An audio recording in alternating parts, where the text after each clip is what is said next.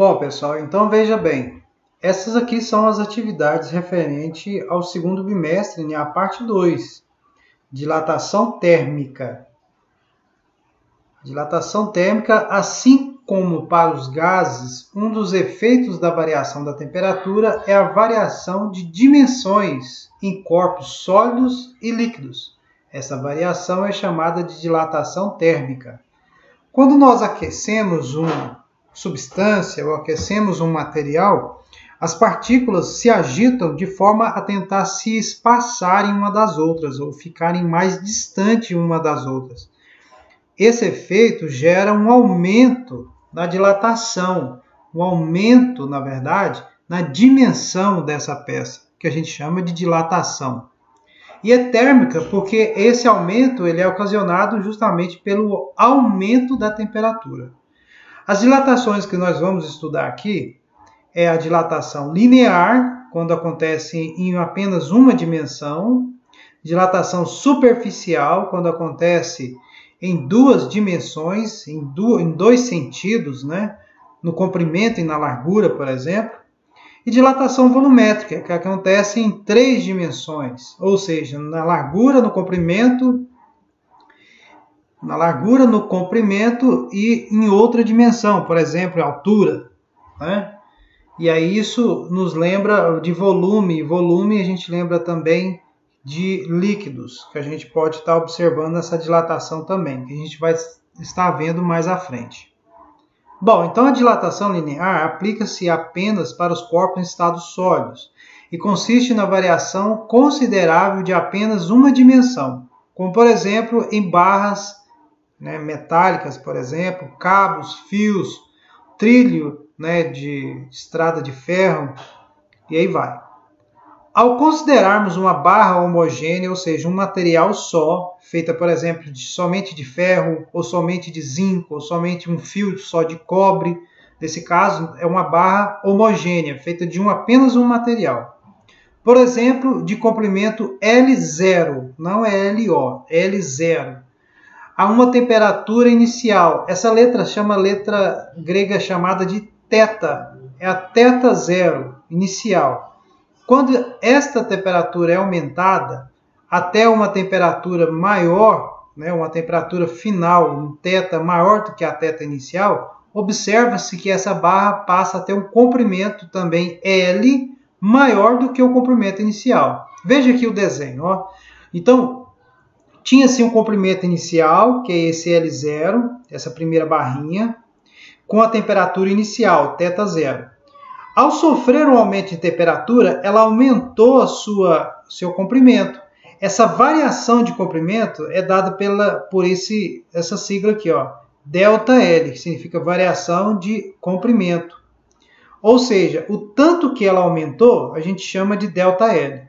Com isso, é possível concluir que a dilatação linear ocorre de maneira proporcional à variação de temperatura e ao comprimento inicial L0.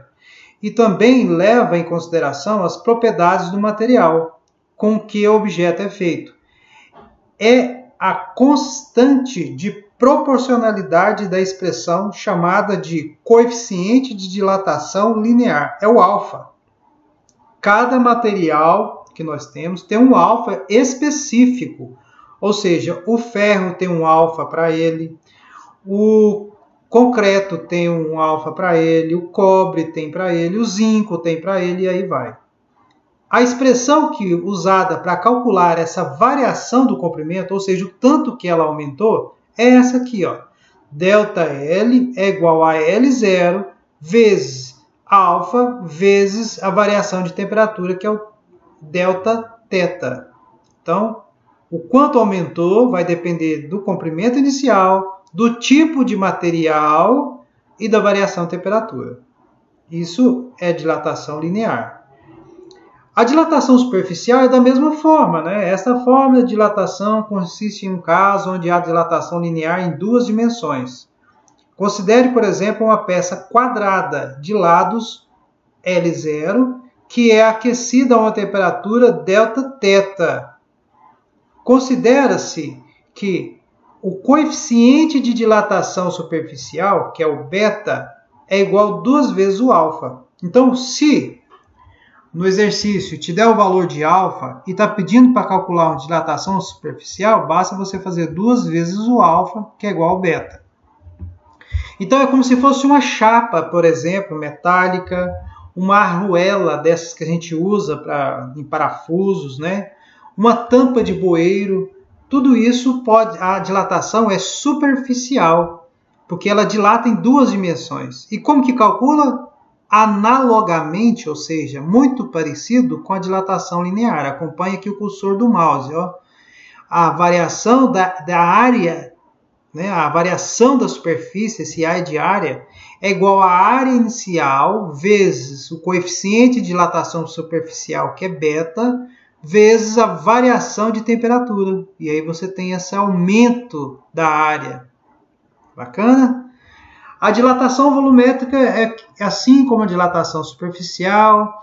Este é um caso de dilatação linear que acontece em 3 dimensões, portanto, tem dedução análoga à anterior. Ou seja, é quando aumenta o comprimento, a largura e a altura, por exemplo, do material. Aí você vai lembrar de um cubo, você vai lembrar então aí de uma caixa metálica, porque aí a variação vai ser em 3 dimensões. Se ele te der o alfa do material, basta você multiplicar por 3, você tem esse aqui, ó, que é o coeficiente de dilatação volumétrica, né? Que é o gama. Essa letra aqui grega chama gama. Essa letra grega aqui chama beta. E essa letra grega aqui chama alfa. Tá bom? Não misture elas. Assim, analogamente, você vai ter uma variação do volume, porque você acha que é 3 dimensões, né? Então, a variação do volume vai ser igual a volume inicial vezes o coeficiente de dilatação volumétrica vezes a variação da temperatura.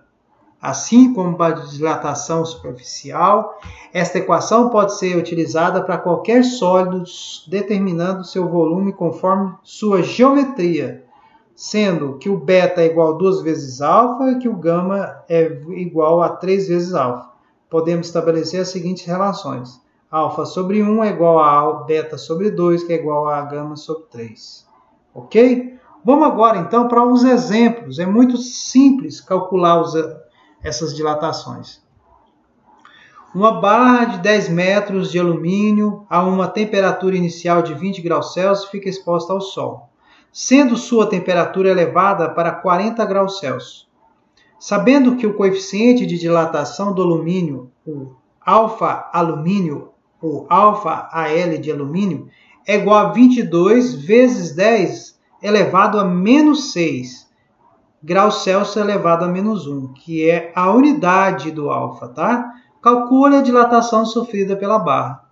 O exercício é muito simples, pessoal. Veja bem, 10 metros é o comprimento inicial da barra. Tá aqui, ó. Olha os dados do problema, ó.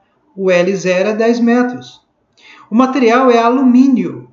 Ele te deu aqui o alfa do alumínio. É 22 vezes 10 a menos 6. E aí basta você agora calcular a variação da temperatura. É o delta θ. Como que calcula a variação de temperatura? Basta você fazer a temperatura final, que é o θF, menos o θ inicial, que é o θi, ou θ0, igual está na explicação aqui, né? O θ0. Veja bem aqui, ó. Qual que é a temperatura final? 40. Qual que foi a inicial? 20. 40 menos 20 dá 20. Ou seja, o θ, a variação da temperatura, o delta θ, é igual a 20 graus Celsius.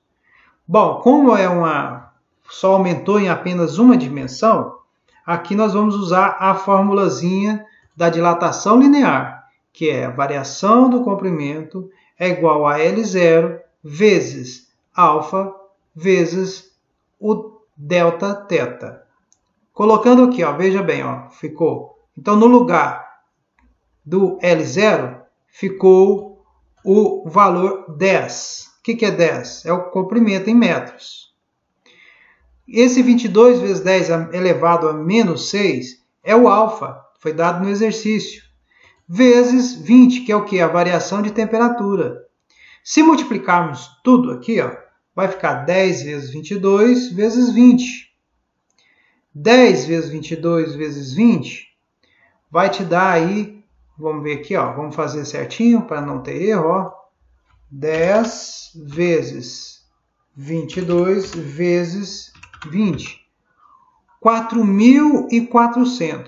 Vai ficar 4.400 vezes 10 elevado a menos 4. Esse 10 elevado a menos 4, você vai estar transformando ele, né, tirando ele aí, ó, da notação científica. Como que a gente tira ele da notação científica? Ó, veja bem, aqui é 10 a menos 6, ficou vezes 10 a menos 6. Se eu andar com a vírgula está aqui escondidinha, você pode até não estar vendo ela, mas ela está aqui escondida. Eu ando 1, 2, 3 casas, ela para entre o 4 e o outro 4.